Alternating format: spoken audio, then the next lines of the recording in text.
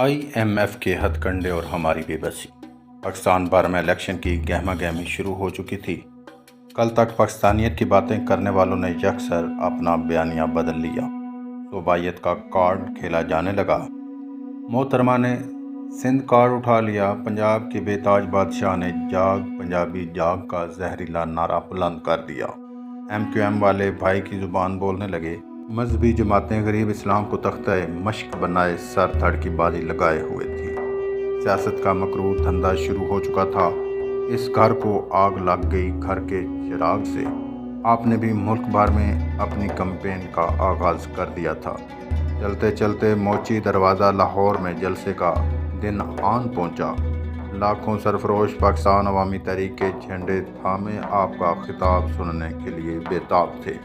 آپ کا خطاب شروع ہوا۔ حضرات، سب سے پہلے میں آپ سب کا مشکور ہوں، آپ یہاں تشریف لائے۔ حضرات محترم، آج میں تیسری دنیا کی معیشت میں بین الاقوامی مالیاتی اداروں کے کردار پر بات کروں گا۔ نوٹ: اس تقریر کو آج کے حالات کے تناظر میں بھی دیکھیے گا۔ آج کل پھر آئی ایم ایف کے تذکرے بڑی شدت سے ہو رہے ہیں۔ لوگ ہمہ گوش ہو گئے۔ گہرے سناٹے نے ہر فرد کو اپنی لپیٹ میں لے لیا۔ بین الاقوامی مالیاتی فنڈ آئی ایم ایف اور عالمی بینک اس وقت اقتصادی میدان میں طاقتور حکومتوں کی حیثیت اختیار کر چکے ہیں۔ پاکستان سمیت تیسری دنیا کی معیشت میں ان اداروں کو بڑھتی ہوئی مداخلت نے تشویشناک صورت اختیار کر لی ہے۔ ہماری سیاسی، تعلیمی، فلاحی، معاشی، اندرونی اور بیرونی پالیسیاں ان اداروں کی محتاج ہو چکی ہیں۔ آئی ایم ایف اور عالمی بینک دونوں ایسے مالیاتی ادارے ہیں جن کے مقاصد بھی یکساں ہیں۔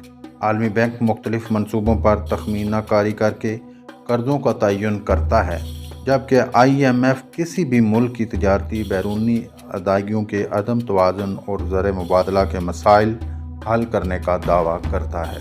یہ دونوں ادارے 1944 میں بریٹن ووڈ کانفرنس کے بعد قائم کیے گئے۔ اس کانفرنس میں ان اداروں کے قواعد و ضوابط بھی طے کیے گئے، جن میں سے ایک قاعدے کے تحت آئی ایم ایف کا رکن بننے کے لیے کسی بھی ملک کے لیے یہ شرط لازمی قرار پائی کہ وہ عالمی بینک کی رکنیت حاصل کرے۔ عالمی بینک کا سب سے اہم نقطہ یہ ہے کہ وہ کسی بھی ملک کو قرضہ دیتے وقت اپنے انویسٹروں مغربی دنیا کو اعتماد میں لیتا ہے۔ ان اداروں کا اصل مقصد یہ ہے کہ تیسری دنیا کے ممالک اپنے پاؤں پر کھڑا نہ ہو سکیں اور ایسی کوئی صنعت نہ لگنے پائے جو ترقی یافتہ ممالک کی صنعت سے مقابلہ کر سکے۔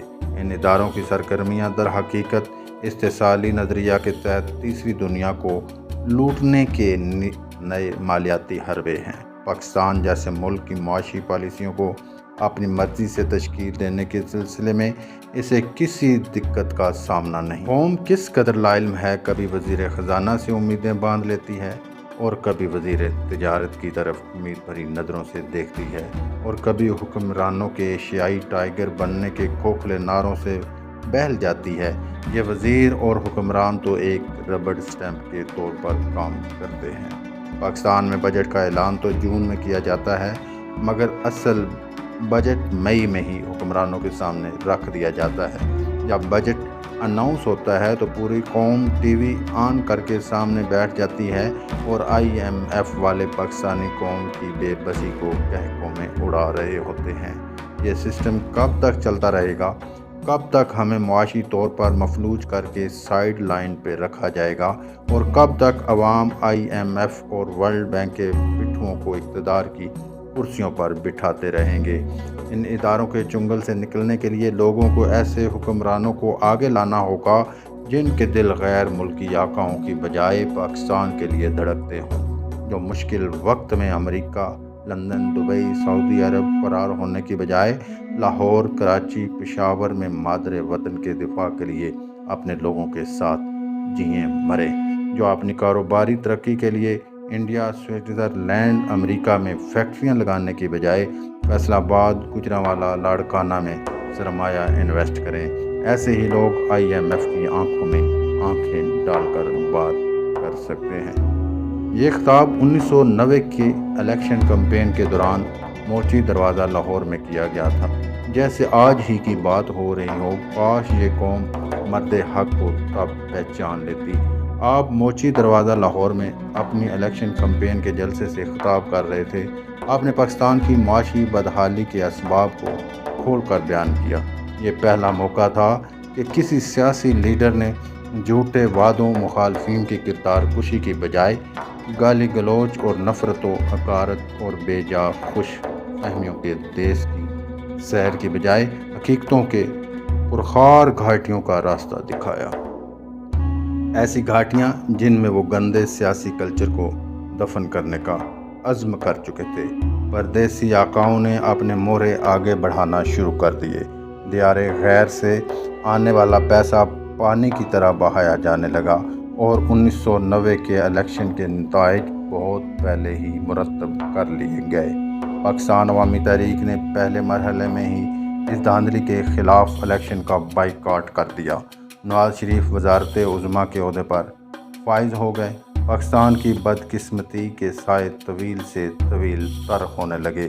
اسی دوران آپ کو افغانستان کے صدر صبغت اللہ مجددی کی طرف سے افغانستان کے دورے کی دعوت ملی۔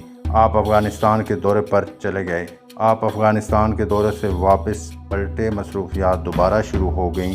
اب منہاج القرآن اور پاکستان عوامی تحریک آسٹریلیا، نیوزی لینڈ والے وقت مانگ رہے تھے۔ آپ نے آسٹریلین عہدیداروں کو دورے کی اطلاع دی اور آسٹریلیا کے لیے روانہ ہو گئے۔ آپ آسٹریلیا ہی میں تھے کہ پاکستانی سیاست میں ہلچل مچ چکی تھی۔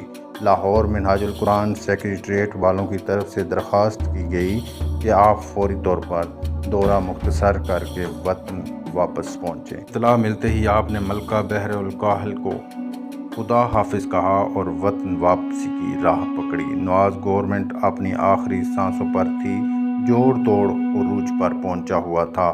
نواز شریف نے شروع دن سے ہی بے یک وقت کئی محاذ کھول رکھے تھے۔